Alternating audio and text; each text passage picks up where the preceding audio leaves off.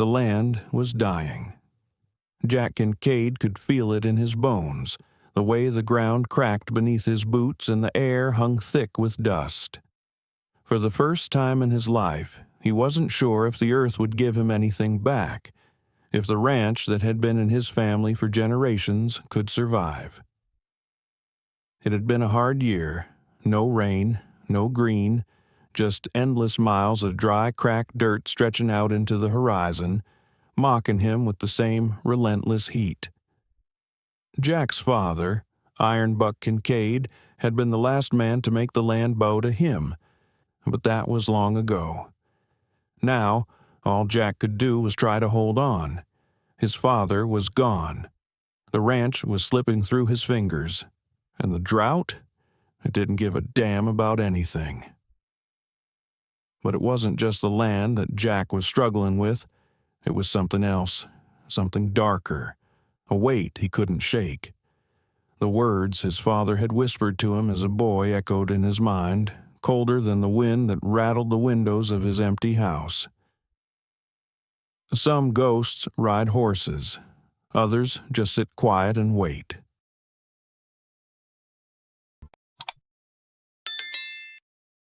Jack Kincaid's life was the land, and the land was unforgiving. Some days, it was as though the earth itself held a grudge against him. The sun blazed down like an unforgiving god mocking him as it baked the soil beneath his boots. Yet Jack wasn't the kind to complain. He wasn't the kind to ask for mercy. But damn, there were days when it felt like the land was trying to suck the marrow right out of his bones. Jack wasn't a young man anymore. The years had carved lines into his face deeper than the canyons in the west, and his bones creaked like old barnwood. His father had told him once, back when he was just a boy with more hope than sense, that mules were the only animals that could carry the weight of the world without bucking under it. His father's words echoed in Jack's mind now whenever he looked at the mule standing beside him, Lucky. The mule was old, but Jack trusted him more than any living soul. Nothing like a mule to make a man feel small. Jack used to joke, but it wasn't funny anymore. Not now, when the land was dry and cracked like an old desert floor, and the ranch was choking on dust. Lucky's coat had lost its shine, and Jack's fingers trembled when he saddled him up for the ride. The world was always this way, wasn't it? A little too dry, a little too hot, a little too unforgiving. Jack was used to the sting of it, but there was something else creeping up on him lately, something heavier than the drought, darker than the shadows under the trees. It was the idea of loss, the kind of loss you can't see coming, the kind that blindsides you, even when you're standing still, minding your business. Jack's father had always said, "Some ghosts ride horses." At the time, Jack had thought it was just the ramblings of an old man, drunk on whiskey and nostalgia. But now, with the ranch crumbling around him and the weight of his father's death still pressing on his chest, Jack wasn't so sure. The sun hung low in the sky as Jack rode Lucky toward Deadwater Creek. His thoughts were dark, tangled like the barbed wire that lined the ranch. What had his father meant by those words? Ghosts don't ride horses. Hell, they don't ride anything.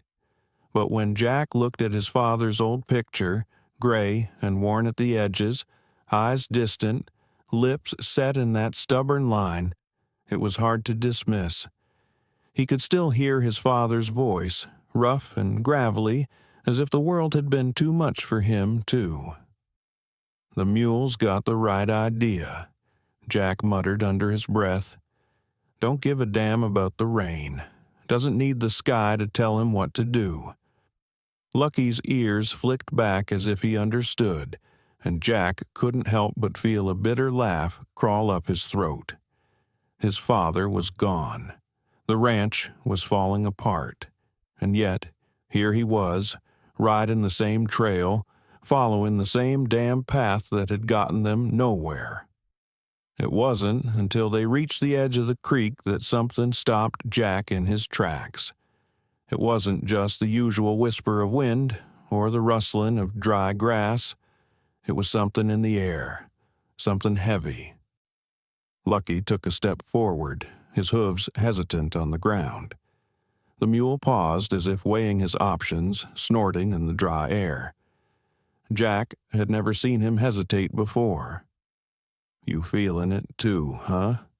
Jack muttered, more to himself than to the mule. His heart thudded in his chest, a pounding drum that warned of something bad, something terrible waiting on the other side. Jack had always known Deadwater Creek was a place to avoid. The water was thick, sluggish, like it carried the weight of history in its depths. It had taken men before, and the land didn't like to give up what it took. But this time, Jack didn't stop.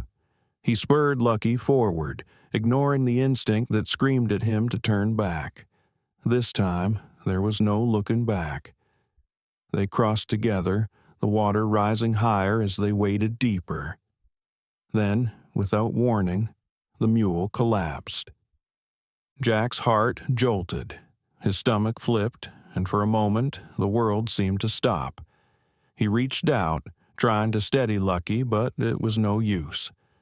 The mule's body crumpled like an old sack of grain.